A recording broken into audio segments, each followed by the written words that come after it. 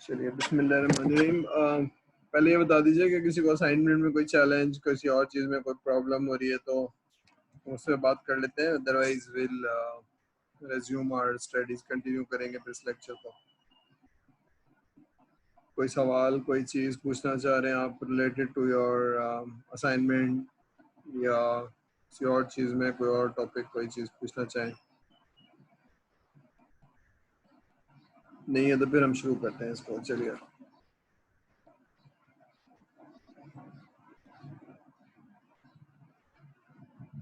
चलिए तो हम ये उस किताब का 5वां चैप्टर है कि बिजनेस एनालिस्ट की क्या क्या स्किल सेट चाहिए और किस तरह का आपको चाहिए, तो वो हम पढ़ लेते हैं।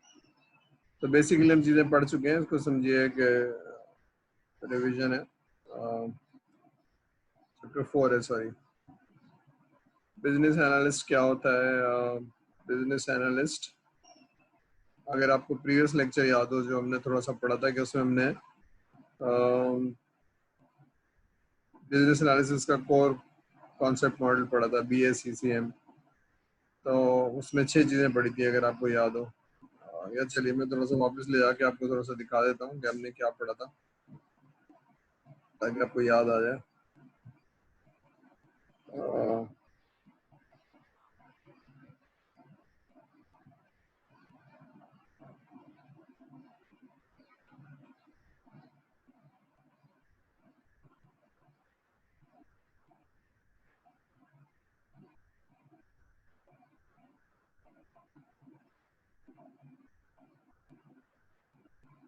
ठीक है, ये स्क्रीन अगर आपको नज़र आ रही है तो ये हमने पढ़ा था कि बिजनेस एनालिसिस का कोर कॉन्सेप्ट मॉडल, इसमें 6 चीज़ें पढ़ी थी कि change, need, stakeholder, value, context और सोल्यूशन।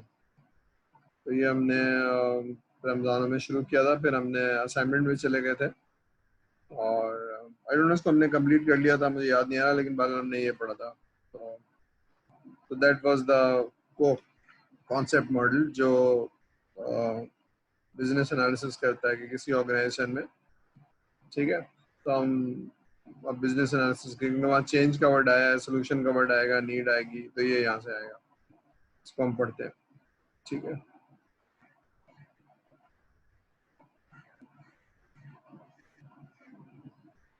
तो ये है जनाब, बिजनेस एनालिसिस क्या करता है? इनेबल करता है चेंज को, जो भी हमने पढ़ा ना, इनेबल करता है चेंज को by defining the need and recommending the solution that deliver the value।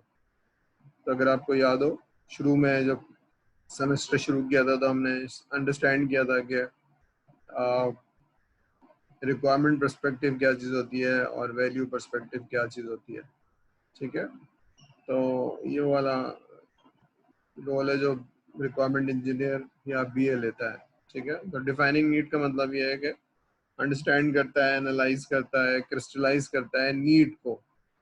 जब वो बताता है तो उसको रूट कॉज करता है, उसको एनालाइज करता है, नीड को आइडेंटिफाई करता है। ठीक है, डिफाइन करता है, क्रिस्टलाइज करता है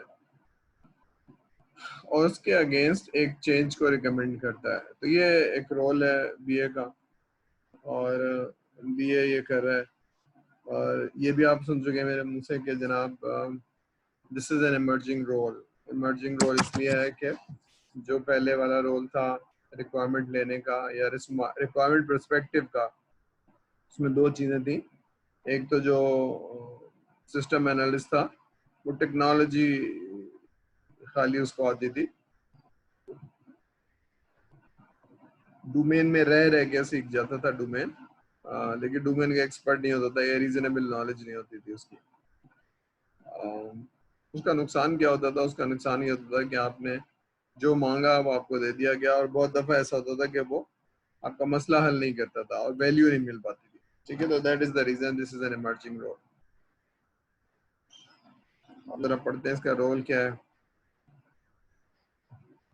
तो ये वाला काम है पहला आपका कि बिजनेस एनालिस्ट क्या करता है, आपकी नीड को अंडरस्टैंड करता है, इलिस्ट्रेट करता है, एनालाइज करता है, डॉक्यूमेंट करता है और वैलिडेट करता है। ये वही जो प्रोसेस है कि we don't use the word requirement gathering anymore। what we understand is elicitation. elicitation का मतलब ये है कि क्वेश्चन करना, elicitation का मतलब है कि रूट कॉज करना, अंडरस्टैंड करना रिक्वायरमेंट को, ठीक है, उसके बाद उसको डॉक्यूमेंट करना और वैलिडेट करना, ठीक है। B S serve as the principal interpreter. अब इंटरप्रेटर क्या होगा? इंटरप्रेटर वही होगा जिसको दो लैंग्वेज आती होंगी, एक की सुनेगा दूसरे को ट्रांसलेट करेगा, समझाएगा। तो इसका मतलब है कि आपको दो लैंग्वेज आती होंगी, आपको टेक्नोलॉजी भी आती होगी और डोमेन भी आती होगी, तभी तो आप ट्रांसलेटर का या इंटरप्रेटर का काम कर पाएंगे, ठीक है। तो ये एक मैंडेटरी आइटम है रिक्वायरमेंट इंजीनियर के लिए। कम से कम रीजनेबल नॉलेज तो होता है कि आप टर्मिनोलॉजी समझ सकें, बात कर सकें, ठीक है। तो इसकी डायग्राम है नंबर 4.1, वो हम देख लेंगे अभी।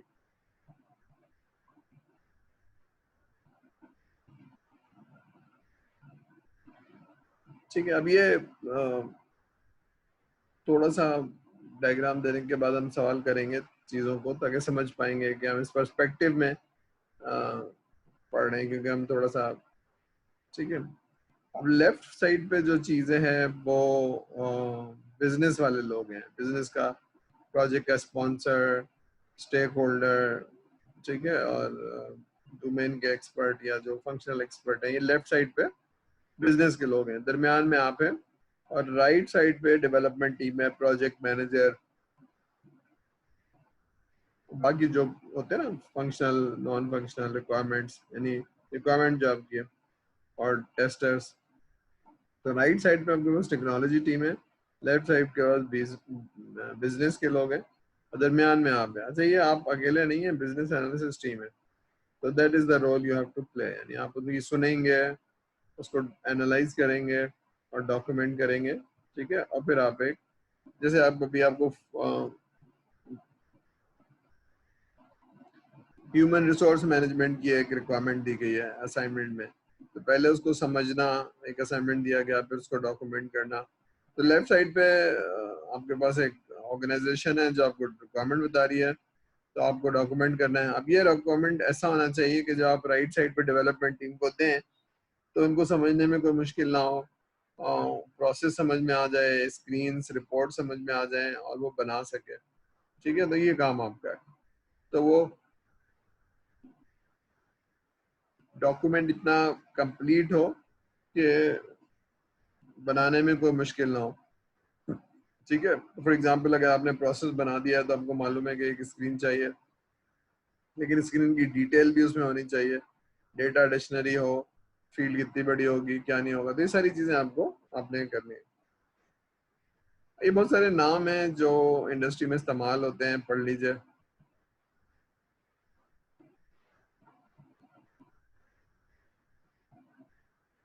ठीक है। रिक्वायरमेंट इंजीनियर भी कहा जाता है, रिक्वायरमेंट एनालिस्ट भी कहा जाता है, सिस्टम एनालिस्ट भी कहा जाता है, ठीक है।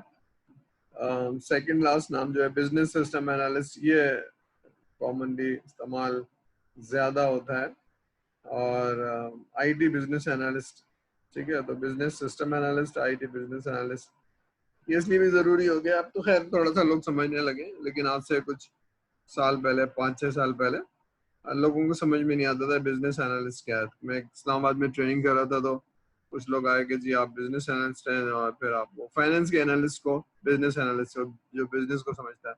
मैंने कहा नहीं भाई, मैं रिक्वायरमेंट इंजीनियर हूँ, उसको भी बिजनेस एनालिस्ट कहते हैं। तो बहरहाल दैट वाज अ कंफ्यूजन, ठीक है। तो बिजनेस का मतलब वो फाइनेंस वाले बिजनेस को समझ रहे थे, ठीक है। बिजनेस एनालिसिस क्या करेगा ये हम पढ़ चुके हैं, थोड़ा सा रिवाइज करेंगे,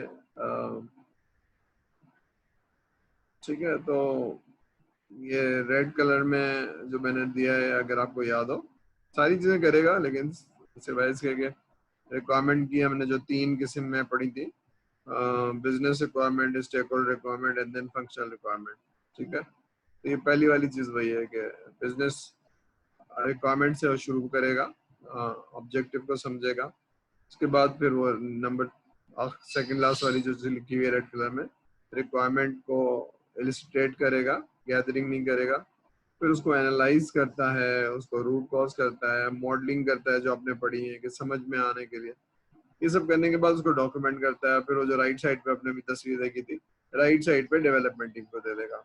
ठीक है, इसके अलावा भी बहुत कुछ करता है, प्लान करता है, रिक्वायरमेंट अप्रोच। तो रिक्वायरमेंट अप्रोच क्या चीज होती है, ये एसडीएलसी पढ़ी होगी आपने, इसमें पढ़ा होगा रिक्वायरमेंट सॉफ्टवेयर इंजीनियरिंग में।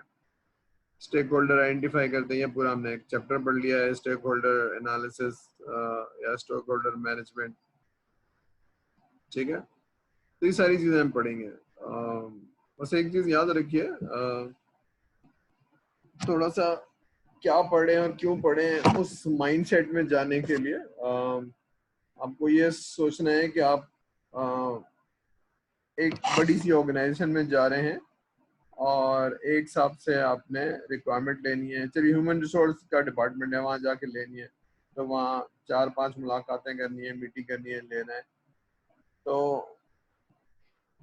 तो उसमें किस तरह से कोलैबोरेशन को इंक्रीज करेंगे, किस तरह से आपकी कम्युनिकेशन होनी चाहिए। अब ये वाली सिचुएशन आप जरा जहन में रखिए ताकि जाके आपको इन चीज़ों का अंदाजा हो। ठीक है, ये हम पढ़ चुके हैं बहुत डिटेल में, डिफाइन बिजनेस रिक्वायरमेंट। और ठीक है, तो ये आपका स्टार्टिंग पॉइंट होता है कि भाई आपको क्यों बुलाया गया and what is the problem. ठीक है, वो प्रॉब्लम आइडेंटिफाई करता है बिजनेस रिक्वायरमेंट। वही हम भी पढ़ चुके हैं कि जनाब कि ऑब्जेक्टिव क्या होता है, विजन क्या होता है, स्कोप क्या होता है। ठीक है, तो ये आपका काम है। नंबर 2 हमने नहीं पढ़ा, लेकिन बहरहाल ये बात आपको पता होनी चाहिए कि जब आप रिक्वायरमेंट लेंगे तो कोई मेथोडोलॉजी फॉलो करेंगे। ठीक है, तो मेथोडोलॉजी या अप्रोच कह लें। तो नंबर 2 क्या है, plan the requirement approach. For example, अगर आप ट्रेडिशनल तरीके से रिक्वायरमेंट ले रहे हैं तो आपकी एक्टिविटीज कुछ और होंगी, आपका प्लान कुछ और होगा। ठीक है, जैसे वाटरफॉल में होता है कि आप शुरू में जाके मीटिंग करेंगे, रिक्वायरमेंट लेंगे, डॉक्यूमेंट बनाएंगे और फिर डिजाइन डेवलपमेंट करेंगे। तो if you are following the traditional methodology या वाटरफॉल कह लें। ठीक है, लेकिन अगर आप स्क्रम को फॉलो कर रहे हैं तो व्हाट इज योर अप्रोच। अगर आप स्क्रम को फॉलो कर रहे हैं तो फिर आप हर स्प्रिंट से पहले आप आधे दिन की मीटिंग करेंगे या 2-4 घंटे की मीटिंग करेंगे। जो भी आपका प्रोडक्ट बैकलॉग है, अगर आपने थोड़ा सा पढ़ा हुआ हो, ठीक है, आई डोंट नो अगर आप लोगों को याद है वाटर स्क्रम या एजाइल, तो वो वाली अप्रोच आप लेंगे। तो अगर नहीं मालूम है तो मैं थोड़ा सा उसको डिस्कस कर लेता हूँ। एजाइल अप्रोच को कुछ लोगों ने लिखा, तो that is again your approach. तो नॉर्मली होता क्या है कि अगर आप एक सॉफ्टवेयर हाउस से रिप्रेजेंट कर रहे हैं तो सॉफ्टवेयर हाउस की जो भी अप्रोच होती है वो वही आपकी अप्रोच हो जाती है। ठीक है, मगर ये आपको मालूम होना चाहिए। तो एसडीएलसी में जो भी आपने पढ़ा था वो अप्रोच आप ले लेते हैं। ठीक है, तो ये आप डिसाइड करते हैं या प्रोजेक्ट मैनेजर के साथ मिलकर डिसाइड करते हैं। तो how would you know what is the process. तो एजाइल में किसी और तरह से करेंगे और वाटरफॉल में किसी और तरह से करेंगे। आइडेंटिफाई प्रोजेक्ट स्टेक होल्डर, ये हम पूरा पढ़ चुके हैं, किस तरह से करेंगे। ठीक है, तो किस तरह से कोलैबोरेशन को और एग्रीमेंट को हम इनहांस करते हैं। तो अब थोड़ा सा सिचुएशन में चले जाइए ताकि ये थ्योरी ना लगे, आपको लगे कि भाई ये कुछ ऐसी चीजें इस्तेमाल होती है। अब आप एज्यूम करिए कि आप एक एचआर डिपार्टमेंट में रिक्वायरमेंट लेने गए हैं और देयर आर 2 पॉसिबिलिटीज। एक तो ये साहब है कि हर चीज एवरीथिंग इज वेरी गुड, वो साहब आपको वेलकम करते हैं, प्रिपेयर होके बैठे हुए हैं, कोई डिस्ट्रैक्शन नहीं है और जो आप सवाल पूछते हैं उसका अच्छी तरह से जवाब देते हैं। There is one possibility. दूसरी पॉसिबिलिटी है कि वो साहब जान छुड़ाना चाहते हैं, जल्दी से आप जाएं और अपना काम करें। ठीक है, तो he is not welcoming you. अब कोलैबोरेशन नहीं है, वो बस फॉर्मेलिटी है। फॉर्मेलिटी के भाग गए हैं तो आधे घंटे में इनको फारिग करना है और जवाब देना है। जो वही पूछेंगे मैं बता दूंगा, जो नहीं पूछेंगे मैं नहीं बताऊंगा। तो कोलैबोरेशन कब होगा, इंगेजमेंट कब होगा, और कब नॉन कोलैबोरेशन और नो एंगेजमेंट होगी आपके ख्याल में? थोड़ा सा सिचुएशन क्रिएट करिए कि एक साहब हैं जो कि डिफिकल्ट स्टेक होल्डर हैं और रिक्वायरमेंट नहीं दे रहे हैं, आपको बार बार पूछना पड़ रहा है, फोकस करवाना पड़ रहा है, तो क्या करेंगे? मतलब as B A what should you do? कोई बताएगा मुझे कि कोलैबोरेशन को एनेबल करने के लिए या एंगेज करने के लिए क्या करेंगे आप अगर कस्टमर नहीं कर रहा है तो? कोई बताना चाहेगा? चलिए, कोई नहीं बताना चाहेगा, ये भी अच्छी बात है। चलिए, आखिरी वाली चीज ये है कि रिक्वायरमेंट इलिसिटेशन की क्या चीज होती है, ये भी हमने डिटेल में पढ़ लिया है। Clarification and articulation of the software, यानी आपको जो रिक्वायरमेंट बताई जा रही है उसको आप एनालाइज करते हैं, क्वेश्चन करते हैं, आप अंडरस्टैंड करने की कोशिश करते हैं, ठीक है ना? तो आपको याद हो कि अब हम गैदरिंग का वर्ड, पुरानी 10 साल 20 साल पुरानी जो किताबें थी उसमें रिक्वायरमेंट गैदरिंग का वर्ड होता था जब एक सिस्टम एनालिस्ट होता था। तो अब हम एनालिसिस सॉरी गैदरिंग का वर्ड नहीं यूज करते हैं। तो इलिसिटेशन का मतलब है डिग इन करना, क्रिस्टलाइज करना, क्लैरिफाई करना, आर्टिकुलेट करना, ठीक है ना, कि सिस्टम में क्या होगा क्या नहीं होगा, ठीक है?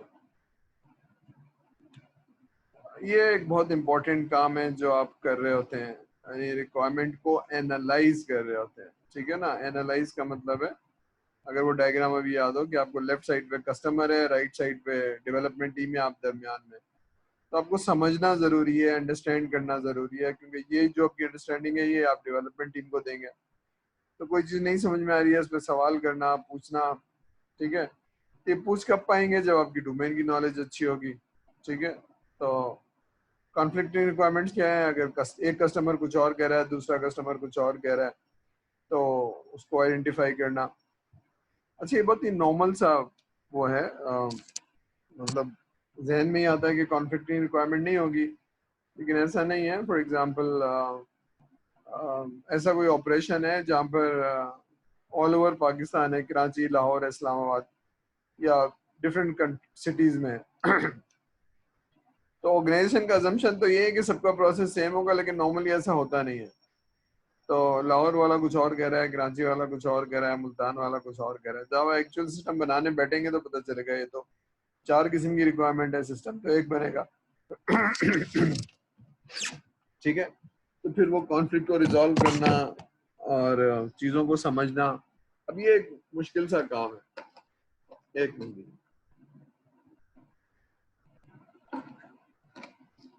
ठीक है? तो ये है,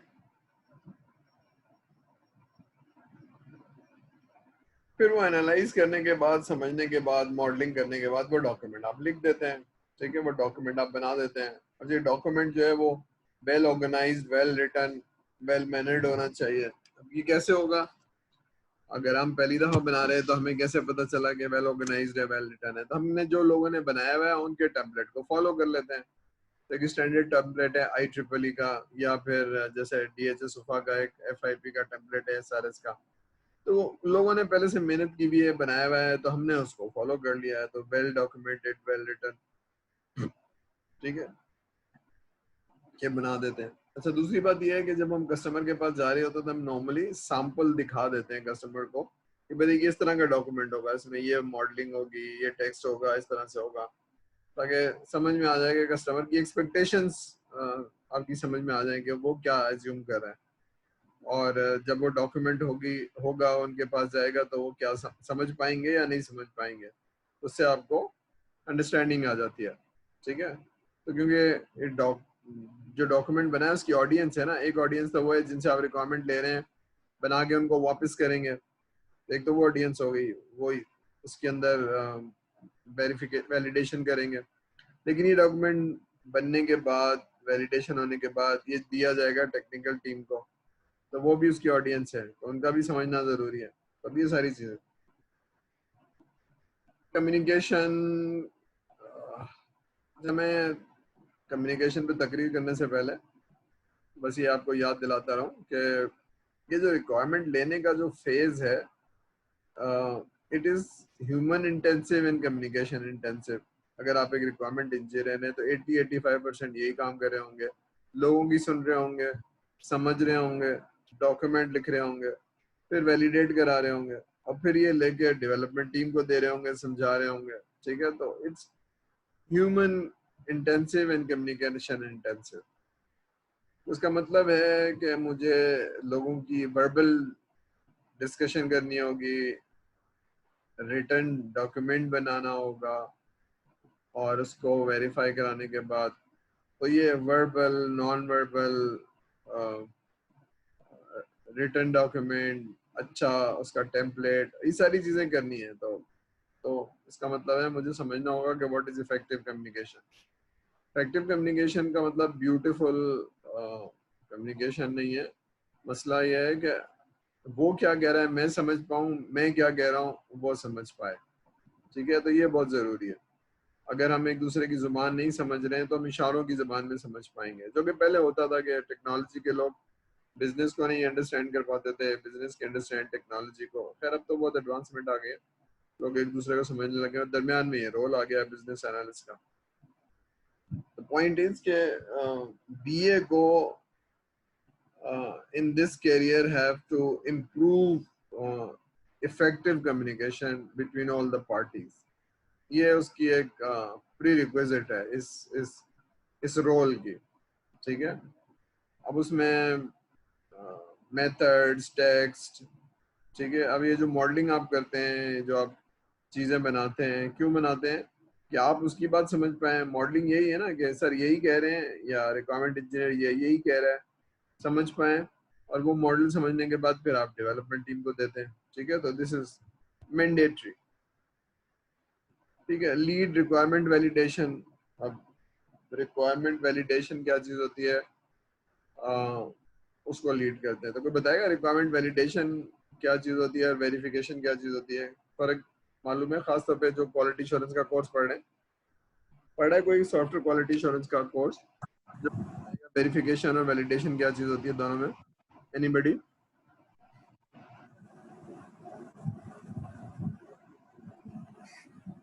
भाई लोग कोई बताएगा मुझे कि वेरिफिकेशन क्या चीज होती है और वैलिडेशन क्या चीज होती है? ये कॉन्सेप्ट सही होगा तो फिर मैं बताऊंगा ना उसको लीड कैसे करते हैं। मालूम है किसी को? एनीबडी?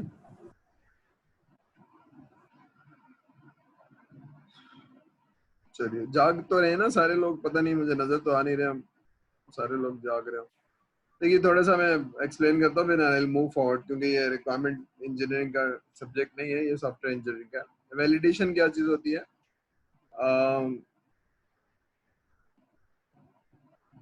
आपकी रिक्वायरमेंट को लेना, समझना, और उस हिसाब से प्रोडक्ट डेवलप करना या उसको ट्रेस करना into A product is validation.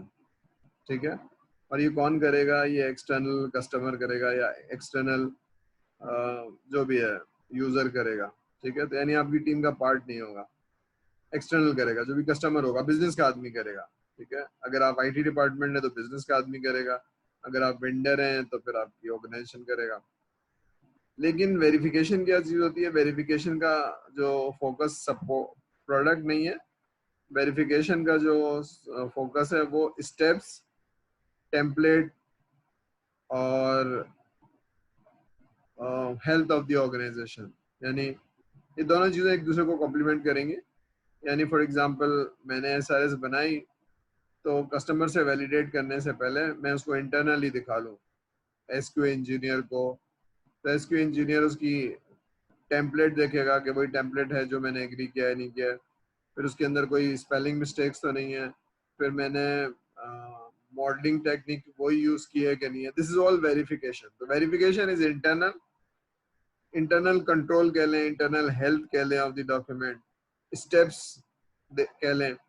ठीक है, तो ये सारी चीजें वेरिफिकेशन है। लेकिन ये सब डॉक्यूमेंट बनाने के बाद कस्टमर को दिखाना, दैट इज वैलिडेशन। तो अब मैं वैलिडेट करवा रहा हूँ, और ये मैं लीड इसलिए कर रहा हूँ कि मैंने ही रिक्वायरमेंट ली थी, और मैं ही उनको दिखाने के बाद मैं ही उनसे वैलिडेट करवा रहा हूँ कि भाई यही कहा था ना आपने, देखिए इसमें कोई चीज मिस तो नहीं हो गई। वैलिडेशन में दो चीजें मैं पूछ रहा हूँ, देखिए कोई चीज मिस तो नहीं हो गई, या ये मॉडलिंग और टेक्स्ट देख लीजिए इसमें कहीं कॉम्प्रीहेंड मैंने सही किया है कि नहीं किया है, मतलब इसमें कोई चीज गलत तो मैंने नहीं समझी, क्योंकि अगर ये गलती हो गई तो ये आगे भी चली जाएगी डिजाइन डेवलपमेंट में। तो before I move forward, make sure that everything is correct and complete.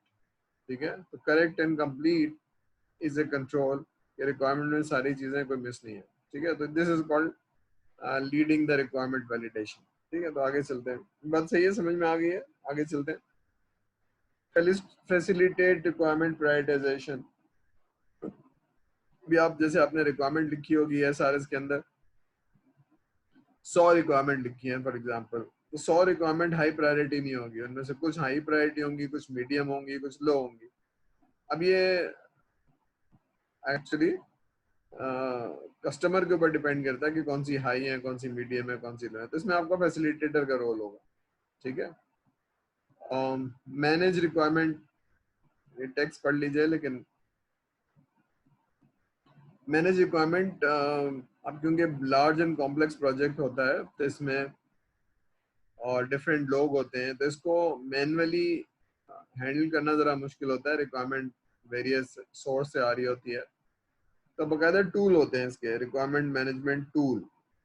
अगर आप चाहें तो लिख लीजिए, IBM का rational door, DOOR, rational door, अगर आप सर्च करेंगे नेट पे तो मिल जाएगा, या यूट्यूब पे जाएंगे तो आपको बाकायदा इसकी इंट्रोडक्टरी वो मिल जाएंगी। तो ये या अगर आप वैसे नेट पे देखना चाहें रिक्वायरमेंट मैनेजमेंट टूल्स, तो ओपन सोर्स भी हैं, प्रोप्राइटरी भी हैं।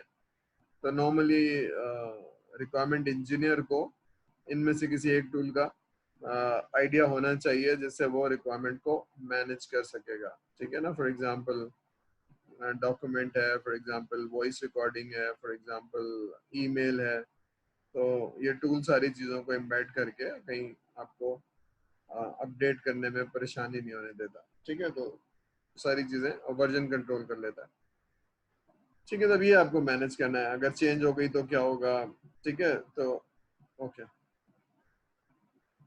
ठीक है, तो जिस तरह SDLC होती है, सॉफ्टवेयर डेवलपमेंट लाइफ साइकिल, तो इसी तरह से इसके अंदर आपको एक रिक्वायरमेंट का भी साइकिल होता है, कि रिक्वायरमेंट इंजीनियरिंग में जिस तरह पढ़ा था आपने, development cycle and management cycle. ठीक है, तो ये मैनेजमेंट वाला साइकिल है जिसमें आपने अगर चेंज हुई तो ट्रेसेबिलिटी को देखना है, कम्युनिकेट कैसे करना है और उसको अपडेट कैसे करना है। ठीक है, ठीक है भाई, मैं डिटेल में नहीं जा रहा हूँ, बस थोड़ा सा ये आपको बता रहा हूँ। अब ये वाला जो इम्पोर्टेंट बात है, असेंशियल एनालिसिस स्किल्स, इसको देख लीजिए, लेकिन मैं यहाँ थोड़ा सा होल्ड करूंगा, और इसको होल्ड करके मैं जरा आपकी अटेंडेंस ले लूँ, और फिर मैं क्योंकि ये बहुत इम्पोर्टेंट है, इसको है तो आपके लिए तो थ्योरी है, लेकिन जब आप अगर प्रैक्टिकल लाइफ में जाएंगे तो, क्योंकि मैं BA पढ़ाता भी हूँ या मैं प्रोफेशन में भी हूँ, तो ये अंडरलाइंग कॉम्पिटेंसी कहलाती है। अंडरलाइंग कॉम्पिटेंसी एक बहुत इंपॉर्टेंट कॉम्पिटेंसी है जो BA की है। ठीक है, तो मैं जरा अटेंडेंस ले लूँ, फिर उसके बाद में आता हूँ वापस।